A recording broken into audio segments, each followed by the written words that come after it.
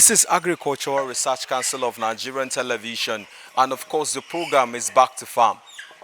Have you been wondering what is the best way to brood or to rear your layers, your broilers chicken? Now, I've brought you good news. As with this very model and this very explanation as to how to brood broilers chicken, you can actually sell them off after 6 weeks. Yes, you heard me right. After 6 weeks, they will be ready for sale. So join me on this very interesting episode of the program Back to Farm, as we're going to be talking to some couple of professionals who this has been their trade. They know the nitty gritty of everything that has to do with brooding a chicken. So join me on this very special episode. Come with me.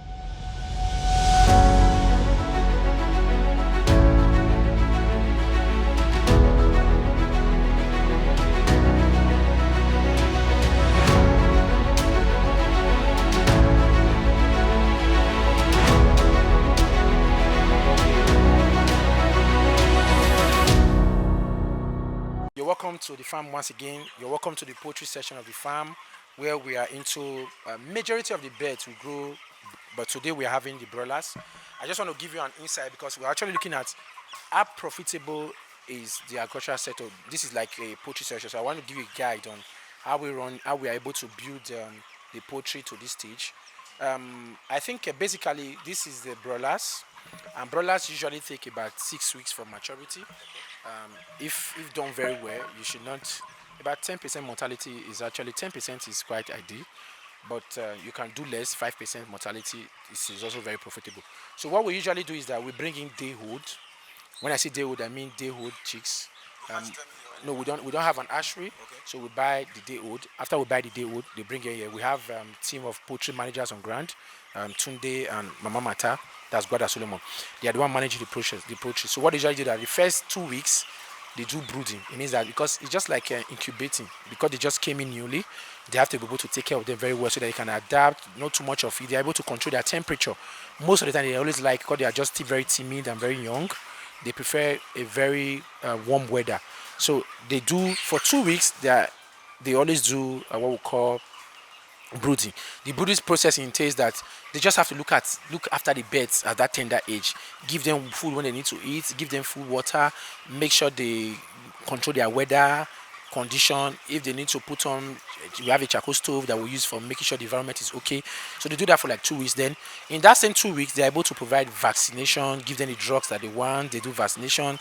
There are times they need to give them multivitamins, give them vitamins. They look at the entire process. Whatever deficiency they have, if it's, for example, they are having symptoms of one of the major things that birds suffers is coccidiosis.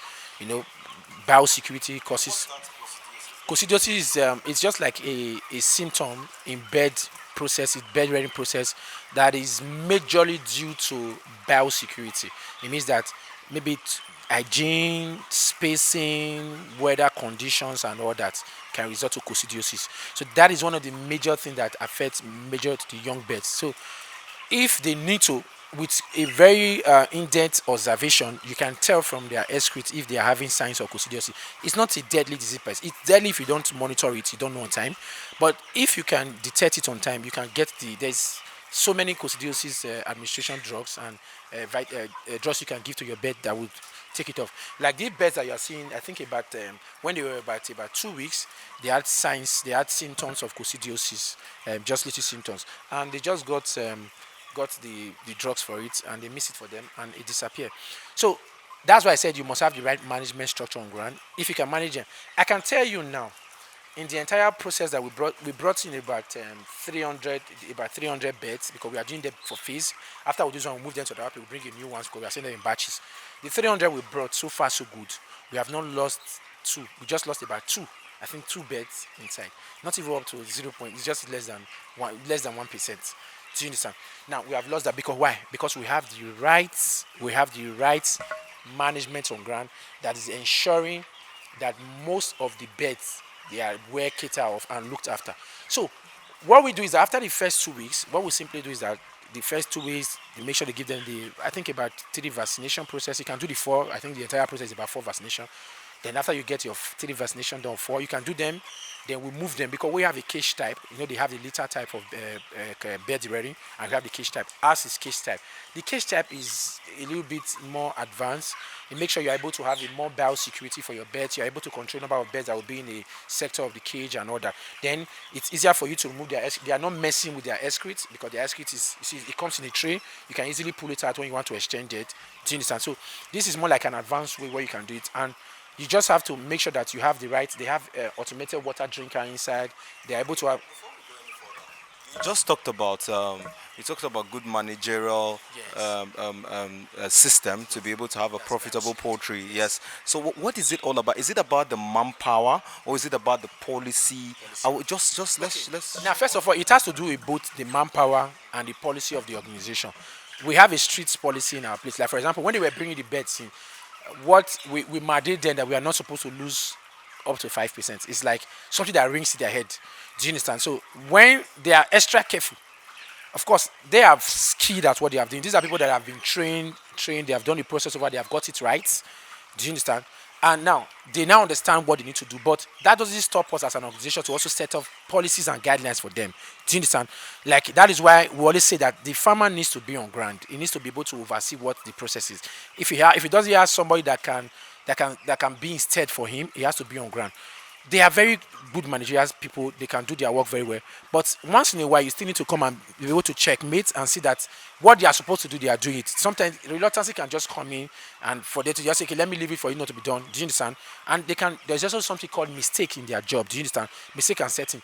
So it has to do with the managerial skill for you to have somebody that knows what he's doing, the technical know-how, and someone that has a practical understanding of what he needs to do.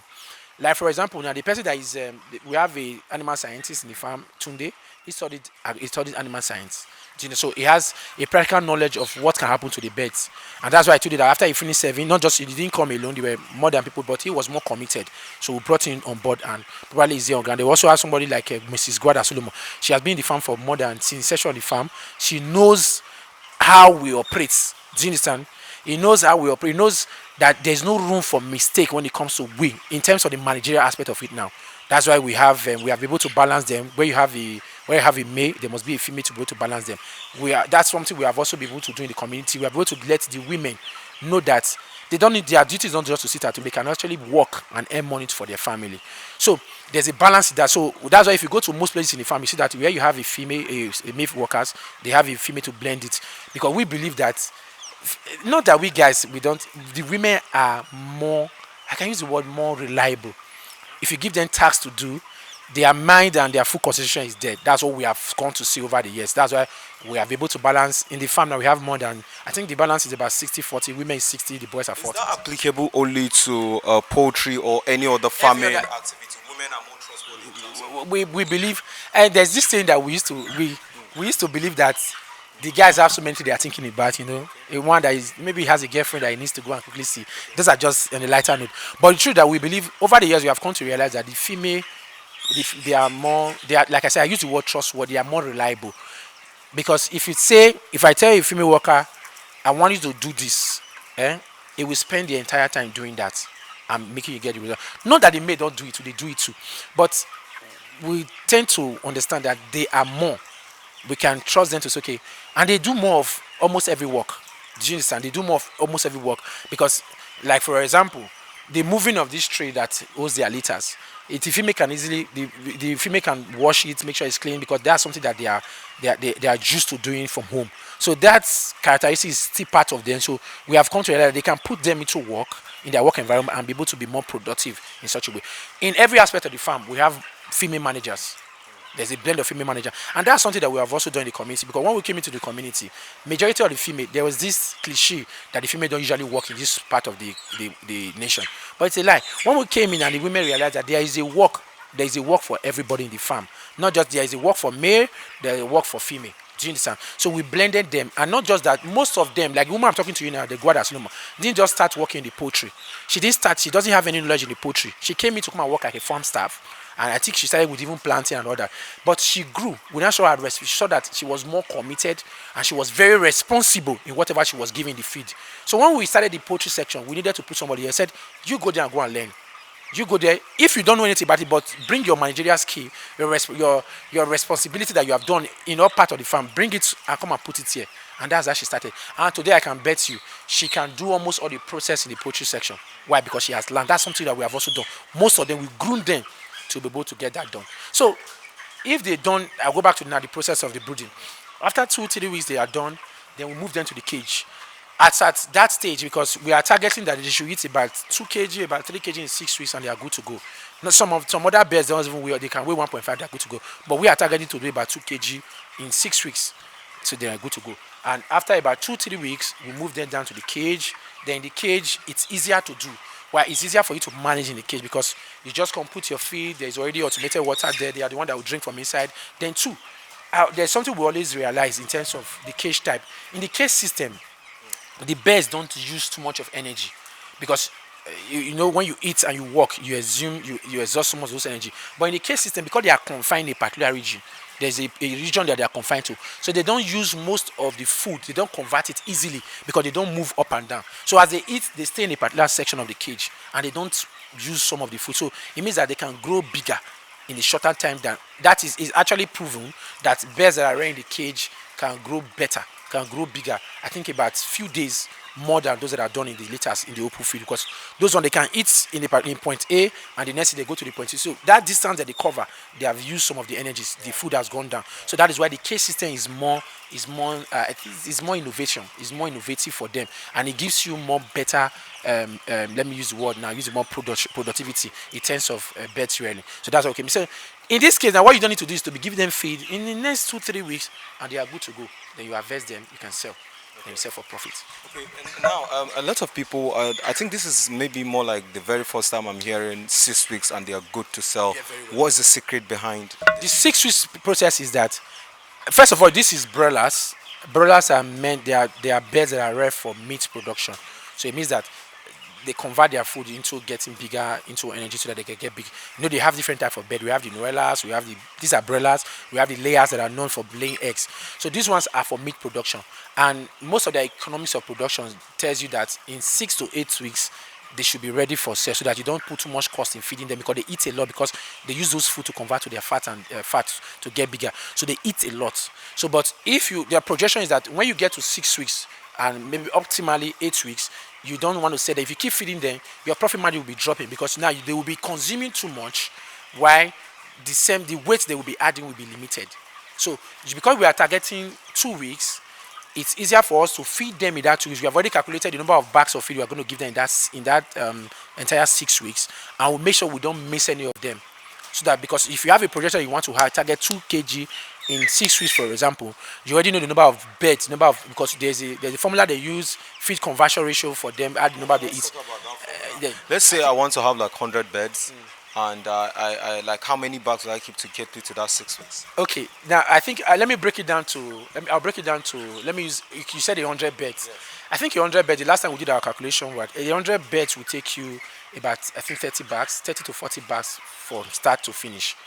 And it also depends on the quality of feed that you are using, because they have different variety of feed in the market. So we are actually using one of the highest grade of feed in the market. That's why we are targeting that we can achieve the 2 kg in 6 weeks. But they also have other low quality feed. And apart from that, we also it gets to a stage where we start milling the food by ourselves because we have a feed mill where we process their feed ourselves. Because if for example we want to target, if we want to increase their weight in such way, there's a mixture in their formulation that they just need to add to make sure they grow faster. So for 100 beds, I think the calculation that they did the last time was between 30 bags to about 40 bags from start to finish, and you are ready. So if you get that, if you do the cost per bag and the cost of buying your feed, then you put the cost of maybe your brooding process, your water, and all that, you should be able to know what it will cost you in terms of the cost of production. Then you now know the number of mortality they are projecting. Then if you remove your mortality, like I said 5 to 10%. If you remove that, then you should know what will be left in the cage. Then you can multiply it by the cost of selling the beds. Maybe for example, they can tell you that a bed is being sold, the cage is being sold for like 1.5. So you already know if you are weighing 2 kg, that's before you slot you defeather them, because you defeather they weigh more because they have their intestine, everything. After you remove their feather and everything, let's say it weighs about 1.5 kg. So you just need to multiply it by the cost of per kg in the market and know what will be your profit margin in terms of the business aspect of it. Okay. In your own opinion, what is the most lucrative way which bed of the bed is the most lucrative bed? Is it the Nuelas, Broilers, or The layers are, they are lucrative, but the layers tends to be more capital intensive because I'll give you an example. Point of lay, now it means that when you buy the beds at when they want to start laying, it cost about more than about 3,000 something in the market, and the process, not that when they start laying they will be late, it's not optimal at that stage. You have to nurse them over time, and point of laying it's about I think about 14 weeks, about 14 to 16 weeks, 18 weeks. So imagine 18 weeks. But in that 18 weeks, you can run like 2 cycles of broilers. I just told you broilers is 6 weeks. Do you understand? But of course, over time you can look at the profit margin you're going to be getting after the 18 weeks when they start laying. But for someone that is just starting, maybe a youth that wants to go into the venture, you can run 2 cycles. And like I said, we don't even produce enough bed that will consume in Nigeria. People, I still believe not. I know they still import so many beds into our country because most people tell you that there's not enough bed for us. So it means that a youth can actually go into poultry production, and in 6 weeks, if his mind, if he has the passion for it and he has the right resources, like we always say, beds, poultry, every aspect of the farm is actually capital expensive, but you need to have a plan for what you want to do. Do you understand? Get everything ready in place, and who says in 6 weeks your beds will be ready and you can sell for profit. You can sell for profit. So each of them, each of the entire aspects are actually profitable, but it depends on how patient on maybe the duration of funds. For example, if somebody going to go and seek for loan to go into poultry, you cannot seek for loan that is maybe a year and you want to go into layers production. Layer production, we know that it takes a longer time. Maybe after the 1 year, let's say after about 1 year or about 6 months to about 1 year, that's when you start doing your optimal. How will you get the cost to start paying back your loan? So we are investing for short-term production and short-term profitability. You can simply go into broilers production, but it's shorter and it gives you reasonable profit, reasonable return on investment. So now what happens Okay, now so what happens to the dung? The dung basically, what do you do with it? That What is why happens to it? agriculture is one beautiful sector that you can have zero waste. The chicken dung is one of the best fertilizer, organic fertilizer you can have. I mean organic, not inorganic now. It is very, very good for your soil. You can use it to make compost, and for those that are doing, for example, screenhouses and greenhouses, this is one of the best organic fertilizer you can use in fertilizing. We don't. That's why you see we harvest them in trays. We gather them and we use it for fertilizing our crops in the farm. We have sector of the farm that is into organic, our screening house. So we don't apply any other inorganic, no fertilizer. We just get the cow dung, make compost from inside, and applying it for our. Do you sell them as well? Because we also have farm, we don't say it's not even enough for us to use in the farm, so we don't say. But actually, people come to buy. There was a time that we had, I think when we had our layers, we were producing so much more than what we can even consume. How much is the bag? A bag, I think the difference. This was costing about I think it depends on the side of the bag, about 5,000 naira per bag, 5,000 naira per bag, and it is more rich than the cattle dung. The cattle lay, they tend to discharge more of their feces more, but this one is more rich than the cattle dung. They prefer this one to the cattle dung.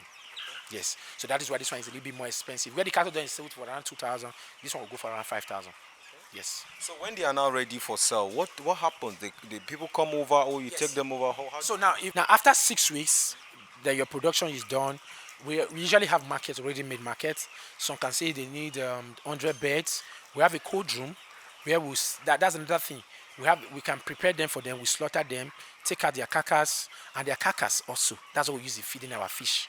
We use them, they consume them. The fish eats them a lot. So that's why I said there's actually zero waste in terms of agriculture. You can actually have a zero waste. That's what we are practicing in the farm. A zero waste farming, where whatever is wasted in this part of the farm, you can use it or substitute it in another part of the farm. So now we can prepare them. We remove their carcass. Then depends on how the person needs it. Then we prepare them. We put it in our cold room. Then the next one, the person comes, takes it to them. If he wants us to deliver it to him, we can also bring vehicle that will take it down to Abuja and supply the buyer from there.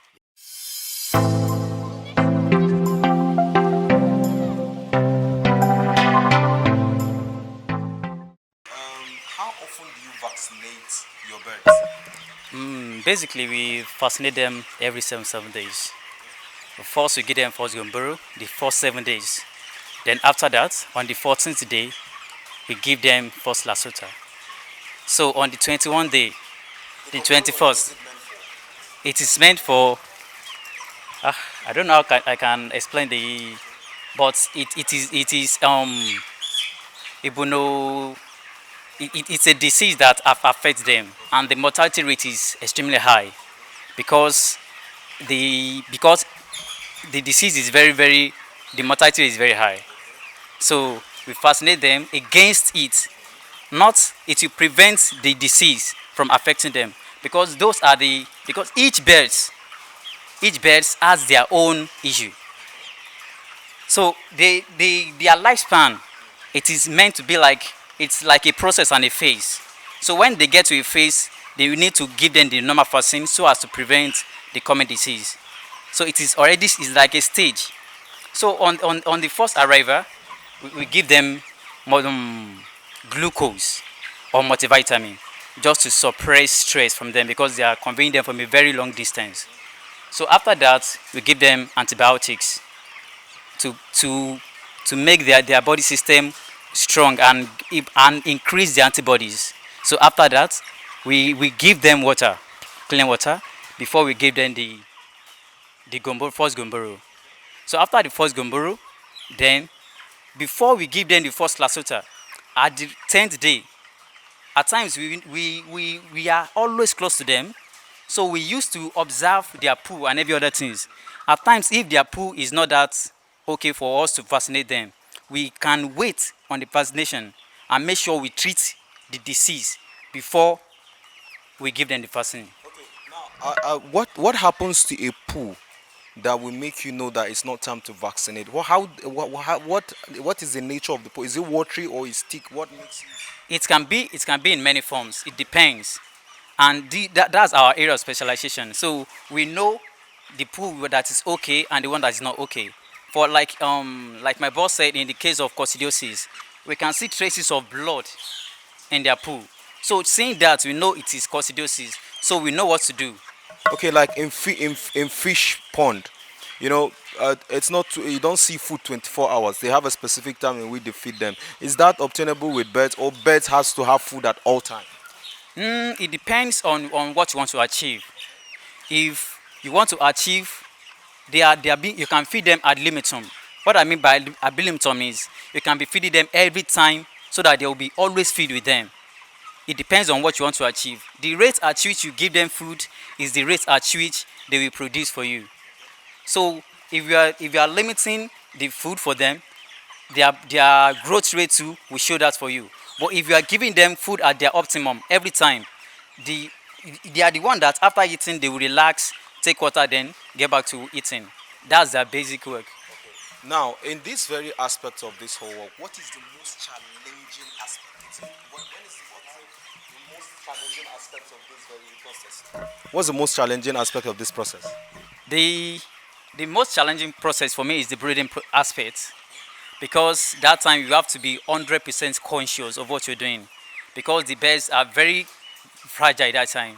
So always you have to go there and to make sure they are eating, to make sure that some will be sleeping, they won't eat. So you have to make sure you wake them up for them to eat.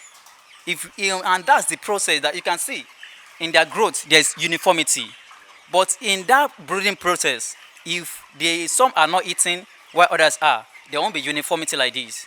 So there are some little process that in that time that they will need your concentration and other things.